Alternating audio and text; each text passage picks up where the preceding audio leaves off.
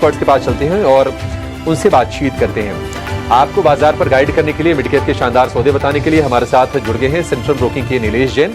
और साथ ही टैरिफ को लेकर टेंशन अभी कितनी बढ़ सकती है, इंडस्ट्री को कितना नुकसान हो सकता है और सरकार की तैयारी क्या होनी चाहिए, क्या कदम होनी चाहिए, इस मसले पर बातचीत करेंगे पूर्व कॉमर्स सेक्रेटरी अनूप बधावन से। अनूप सर, बहुत शुक्रिया आपका समय देने के लिए। स्वागत है आपका 18 स्वदेश पर। नीलेश जी, आपका बहुत शुक्रिया। नीलेश जी आपके पास आएंगे सबसे पहले और जानेंगे आपसे निफ्टी का 3 घंटे का trade. Very good afternoon Abhishek ji. Expiry होने वाली है निफ्टी बैंक निफ्टी की और लगातार सुबह से अब तक हम दबाव देख रहे हैं ऊपरी स्तरों पर। इनफैक्ट एक इन बिटवीन एक पुल बैक भी हमें देखने को मिला था जो सस्टेनेबल नहीं साबित हुआ। इनफैक्ट यहाँ पर अभी भी ऊपरी स्तरों से हमें सप्लाई देखने को मिल रही है। तो ओवरऑल स्ट्रक्चर ये इंडिकेट कर रहा है कि निफ्टी कहीं ना कहीं 24,500 से लेके 24,700, ये 200 पॉइंट की बड़ी रेंज है जिसके बीच में एक्सपायरी होते हुए दे सकते हैं। बट 24,650 से 24,550 की एक छोटी रेंज हो सकती है जिसके बीच में हमें एक्सपायरी देखने को मिल सकती है। ओवरऑल स्ट्रक्चर यही इंडिकेट कर रहा है कि यहाँ पर गोइंग फॉरवर्ड थोड़ा सा दबाव हमें देखने को मिलेगा। मेजर कंसर्न है वो बैंक निफ्टी की ओर से देखने को मिल रहा है क्योंकि ये इंडेक्स है जो लगातार अंडर परफॉर्म कर रहा है compare to the Nifty index, और यही एक वजह बनी हुई है कि यहाँ पे लगातार हम दबाव देख रहे हैं। तो ओवरऑल 54,300 के नीचे की एक्सपायरी हम एक्सपेक्ट करके चल रहे हैं बैंक निफ्टी में और 54,000 के ऊपर कहीं ना कहीं टिकता हुआ नजर आएगा। तो 54,000 से 54,300 की एक रेंज हो सकती है बैंक निफ्टी की एक्सपायरी की। ओवरऑल इंडेक्स स्पेसिफिक पर दबाव जरूर है बट स्टॉक स्पेसिफिक पर फोकस करने की सलाह होगी जहां पर कुछ सेक्टर्स में हमें काफी अच्छा एक्शन देखने को मिल रहा है।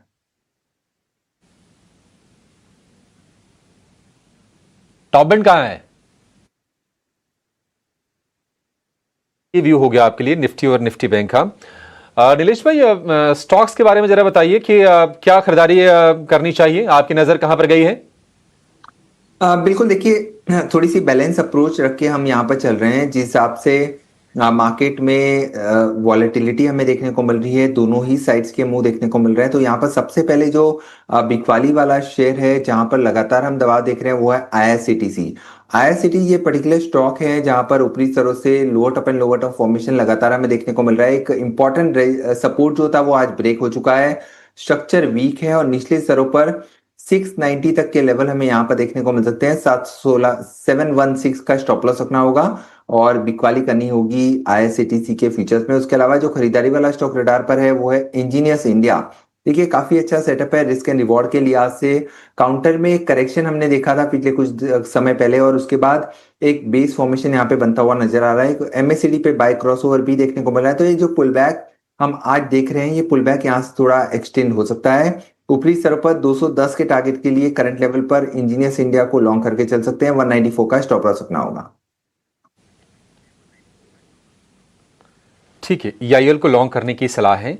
इंजीनियर्स इंडिया 210 रुपए का टारगेट होगा और 194 रुपए का स्टॉप लॉस। और आईआरसीटीसी में बिकवाली की राय है नीलेश जी की। स्टॉप लॉस 716 रुपए का, टारगेट होगा 690 रुपए का। नीलेश भाई, आप हमारे साथ बन रहिए, थोड़ा सा आपसे कुछ और मिड कैप शेयरों पर सवाल लेंगे, लेकिन अनूप सर आपके पास आएंगे। बहुत शुक्रिया एक बार आपका फिर से समय देने के लिए। आप किस तरह से देख रहे हैं सिचुएशन को, क्योंकि टैरिफ ये लग गया है। हालांकि अमेरिका के वित्त मंत्री का बयान आया है स्कॉट बेसेंट का कि नहीं, दोनों देश एक हो जाएंगे, यानी कि उन्होंने उम्मीद जताई है कि सुलह कर लिया जाएगा। तो थोड़े से टोन डाउन तो हुए हैं उनके रुख में। आपको लगता है कि ये 50% जो टैरिफ है ये बस कुछ दिनों की बात है और जल्द ही नेगोशिएशन टेबल पर चीजें आएंगी और टैरिफ में एक साइजेबल कमी देखने को मिलेगी? आपने कहा इसके संकेत नजर आ रहे हैं। भारत और यूएस का जो रिलेशनशिप है बहुत गहरा है, पुराना है और दोनों देशों के लिए बहुत महत्व रखता है। Neither of the two countries can wish it away. तो जो फाइनेंस सेक्रेटरी यूएस के ने कहा है, मेरे ख्याल उसका काफी महत्व है और मेरे ख्याल से काफी शीघ्र कोई ना कोई समझौता हो जाएगा। बेसिकली वो ट्रेड एग्रीमेंट के माध्यम से ही होगा और मुझे पूरी उम्मीद है कि वो समझौता निश्चित रूप से होगा और ऐसे संकेत मिल रहे हैं विदाउट एनी डाउट।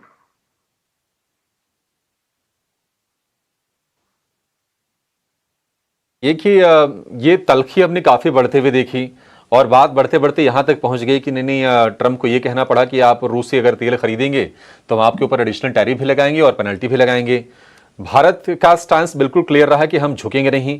आपको लगता है क्योंकि व्हाइट हाउस के जो कुछ सलाहकार हैं उनकी तरफ से अगर ये बयान आए कि नहीं, जब तक भारत भी अपने रुख में थोड़ी नरमी नहीं लाता है तो ट्रंप भी झुकेंगे नहीं, ये सारी चीजें भी निकल के आ रही हैं और वो ये हम देख भी रहे हैं क्योंकि केविन हैसेट जो कि आर्थिक सलाहकार हैं ट्रंप के, उनकी तरफ से स्टेटमेंट आया है।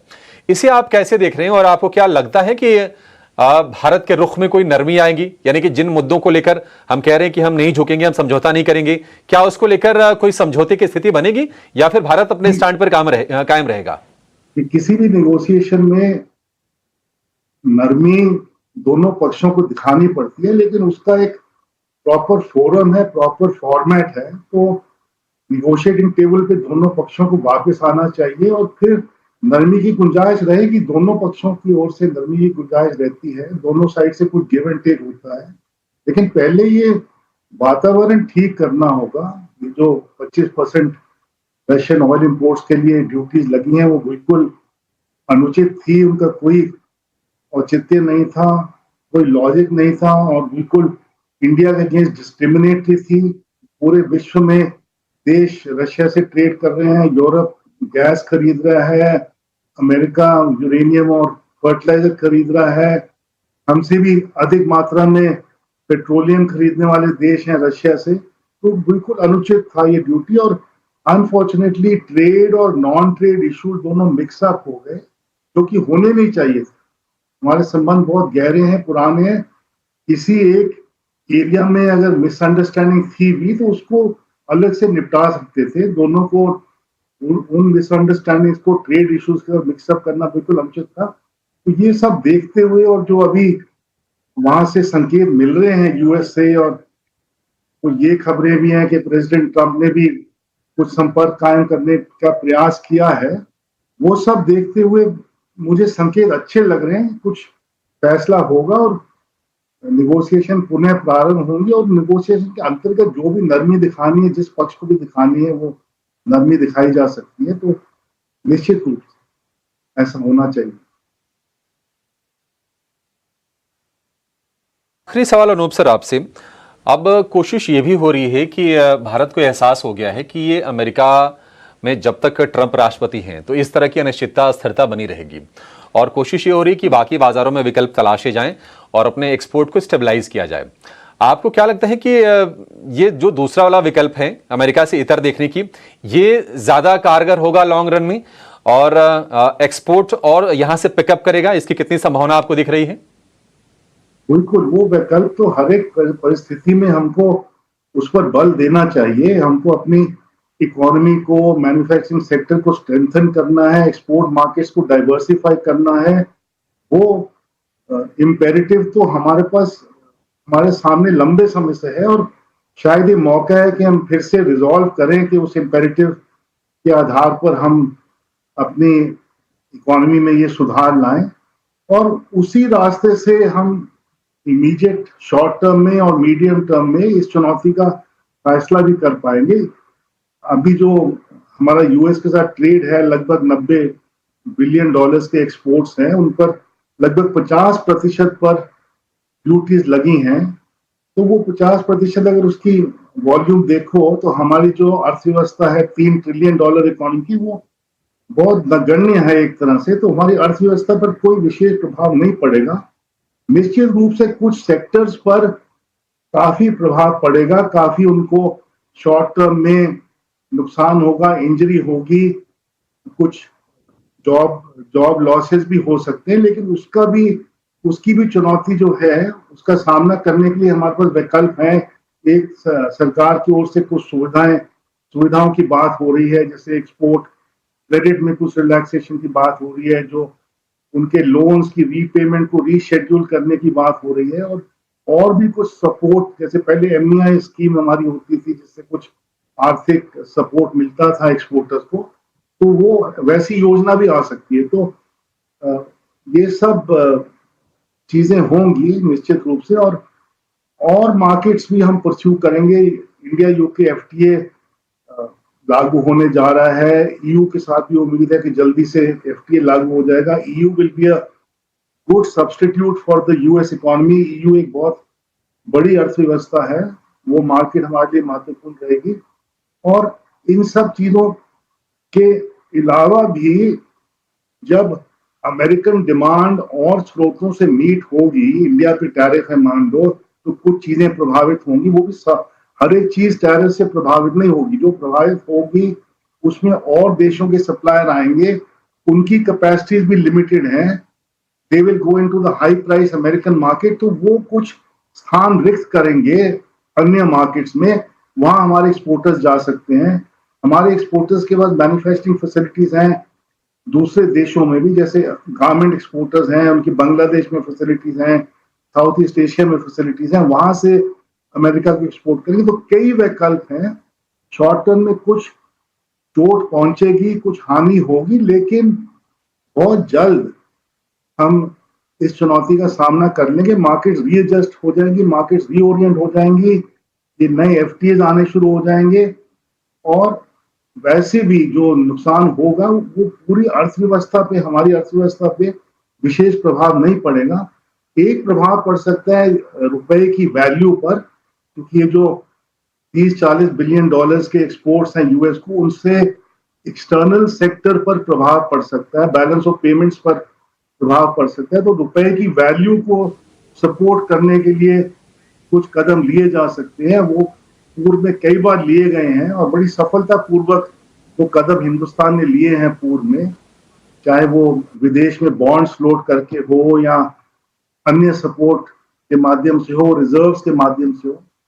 तो मुझे कुछ विशेष मतलब हमारे लिए डर की बात महसूस नहीं हो रही in the medium to long term.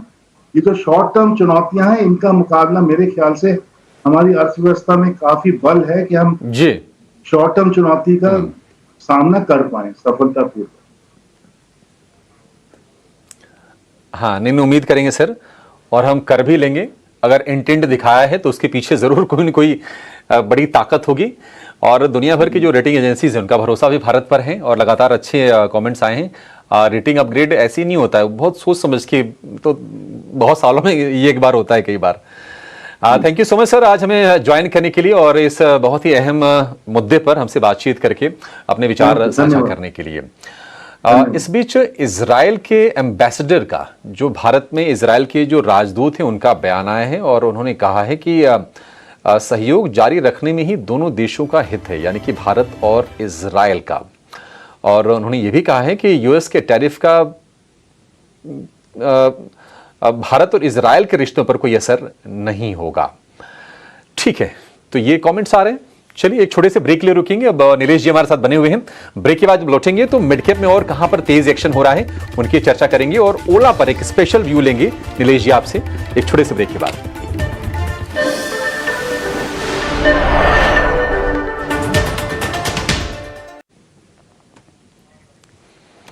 Break के बाद आपका फिर से स्वागत है मिड कैप मसाला में। इस बीच आप देखिए टीवीएस मोटर को लेकर एक खबर आई है कि ईवी स्कूटर ऑर्बिटर लॉन्च किया है टीवीएस ने। हालांकि आप देखेंगे कि बाकी जो टू व्हीलर शेयर हैं, हीरो मोटो में तो आज तेजी दिखेगी, आयशर का शेयर भी आपको ऊपर दिखाई देगा। टीवीएस मोटर थोड़ी सी नरमी के साथ ही ट्रेड कर रहा है, लेकिन प्रदर्शन निश्चित तौर पर हीरो मोटो से और बजाज ऑटो दोनों से इसने बेहतर करके दिया है। चलिए आगे बढ़ते हैं, लेकिन टीवीएस के साथ साथ जरा ओला इलेक्ट्रिक की बात करते हैं। और नीलेश जी, ओला इलेक्ट्रिक क्या बढ़िया रफ्तार से ये चल रहा है, फंड हाउसेज इस पर बहुत बुलिश हो गए हैं, इसी ग्रोथ को लेकर नए लॉन्चेस भी हैं, आगे की ग्रोथ स्टोरी भी कंपनी ने काफी दमदार दी है। ओला इलेक्ट्रिक आपको लगता है कि और चलेगा? 55 रुपए का तो हो गया है, 9% की आज भी तेजी। क्या इस स्तर पर नीलेश जी आप खरीदने की सलाह देंगे कि अब दूर रहना ही ठीक है इससे? देखिए अभिषेक जी, सबसे पहले तो डिस्क्लेमर कि हमने हमारे क्लाइंट को इस पर्टिकुलर काउंटर में खरीदारी की सलाह दी थी। हमारे टारगेट तो आज अचीव हो चुके हैं, हमने वहां पे मुनाफा वसूली की सलाह दी है।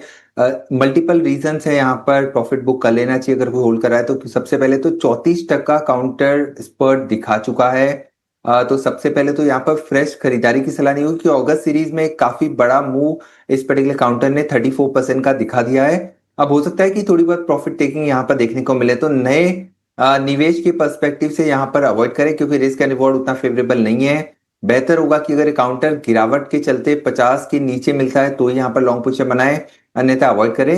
सेकेंड ओपिनियन उन लोगों के लिए जो इस पर्टिकुलर काउंटर में लॉन्ग पोजीशन होल्ड कर रहे हैं, बने रहे क्योंकि एक शॉर्ट टर्म बॉटम के इंडिकेशन यहाँ पर मिल रहे हैं और ऊपरी स्तरों पर 56.50 पैसा 56.5 रुपए के ऊपर जब ये काउंटर निकलेगा तब यहाँ पर और भी अपसाइड हमें कंटिन्यू होती हुई नजर आएगी और उसके बाद 65 तक के भी लेवल हमें देखने को मिल सकते हैं। तो 2 से 3 महीने का नजरिया है तो यहाँ पर बने रहे।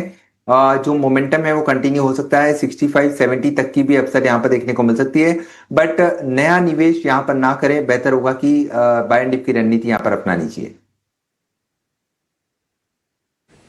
ठीक है, इस स्तर पर आपको नई खरीदारी नहीं करनी है, अगर है तो बने रहिए। 65-70 रुपए तक ये शेयर यहां से जा सकता है। 76 रुपए का इसका आईपीओ भाव है, देखते हैं क्या वहां तक जाता है और आईपीओ में जो लोग अपने आप को फंसा हुआ महसूस करते हैं उसके बाद उनकी रणनीति क्या होती है। लेकिन चलिए ये भी जान लेते हैं कि ऑप्शंस में अगर आपको पैसे बनाने हैं तो आपकी रणनीति क्या होनी चाहिए। लेकर आएंगे ऑप्शंस के चैंपियन को।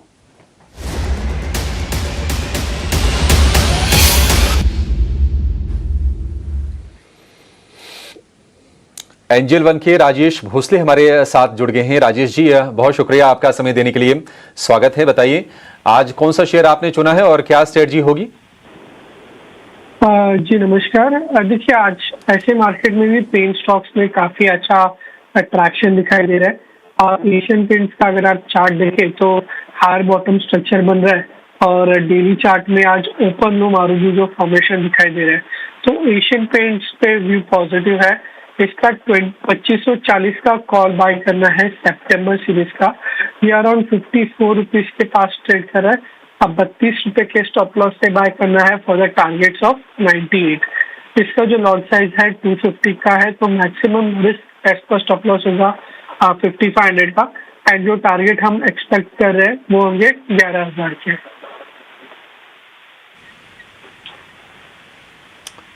ठीक है, ये आपके लिए रणनीति एशियन पेंट्स को लेकर 2540 वाली कॉल खरीदनी है और ये 54 रुपए के भाव पर मिलेगी आपको। लक्ष्य 98 रुपए, स्टॉप लॉस 32 रुपए। ऑलरेडी हम देख रहे हैं कि शेयर करीब 1.25% ऊपर है, तो अगर आपको इसमें प्रॉफिट होता है तो अधिकतम जो प्रॉफिट होगा वो होगा 11,000 रुपए का। नुकसान अगर हुआ तो अधिकतम नुकसान जो होगा वो होगा 5,500 रुपए का। इसलिए आप स्टॉप लॉस बहुत ही स्ट्रिक्टली फॉलो करें। एंट्री और एग्जिट भी आपकी टाइमली होनी चाहिए ऑप्शंस के सौदों में। चलिए समय हो गया है शो को यहीं पर समाप्त करने का। राजेश जी बहुत शुक्रिया आज समय देने के लिए। नीलेश भाई आपका बहुत शुक्रिया आज हमारे साथ जुड़ने के लिए और तमाम शेयरों पर और इंडेक्स पर अपना व्यू हमसे शेयर करने के लिए। Thank you so much. इस शो में इतना ही, ब्रेक के बाद लेकर आएंगे कॉर्पोरेट कनेक्शन। नमस्कार।